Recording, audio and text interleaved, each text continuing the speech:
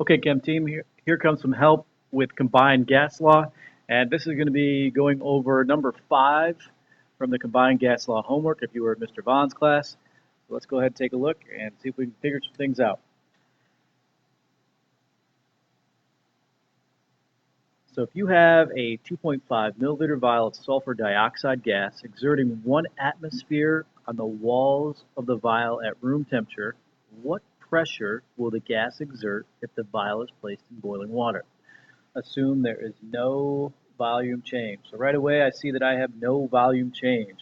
And that tells me that I'm going to have a constant volume, and volume is going to be taken out of our equation. So if we look at our combined gas law equation, which is P1V1 over T1 equals P2 V2 over T2, I know that I don't have to worry about the volume, so I can just take it out of the equation. So I'm really only going to worry about the P's and the T's. So let's look and see what we can figure out from the problem.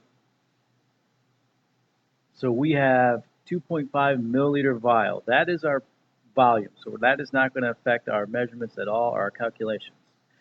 And inside the vial, our gas is exerting 1 atmosphere. And we know that's one of our 2 units that we use for pressure. So our P1, what we're starting at, is going to be 1 atmosphere. And this vial, when it starts, is sitting at room temperature. Now this is the first little trick here. Our room temperature is considered 25 degrees Celsius. However, we know that if we're dealing with gas laws, that we cannot have our temperature in Celsius. So we're going to switch this to Kelvin. And the way we switch Celsius to Kelvin, looking at our equation that's in our reference table, is that we're going to add 273 to it. So when we add 273, we now know that our T1 is actually 298. And that's in Kelvin. So if you have not already done so, go ahead and write room temperature next to your standard pressure and temperature so that it's there next time it comes up as 298 Kelvin. So that's our starting values. P2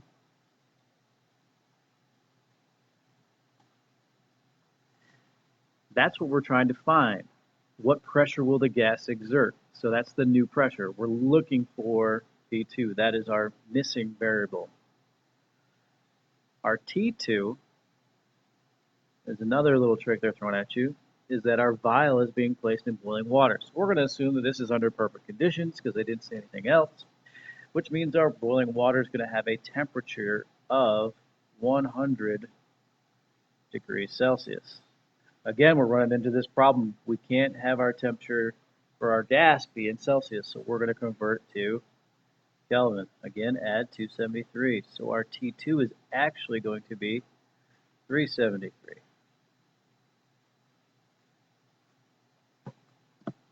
All right, so now we know all the pieces to our problem. Let's go up here and plug them in. So we have P1, which is, go over there to all of our values over there on the left, and we see that it is 1 atmosphere. T1, we have 298 Kelvin. Make sure you're putting in the Kelvin, not the Celsius. P2, that's what we're trying to find, so we'll leave that just in there as P2. T2 is going to go in as 373. So at this point, we should be all set to cross multiply and divide. So in order to do that, we're going to multiply our 373 over here with 1. So we end up having P2 equal to 373 over 298, which means we now have our new pressure at 1.25 atmospheres. So there's your answer for number 5 from the homework. attempt the rest, the other 5 questions, and bring any other questions you have on that in for the first part of class tomorrow. Good luck.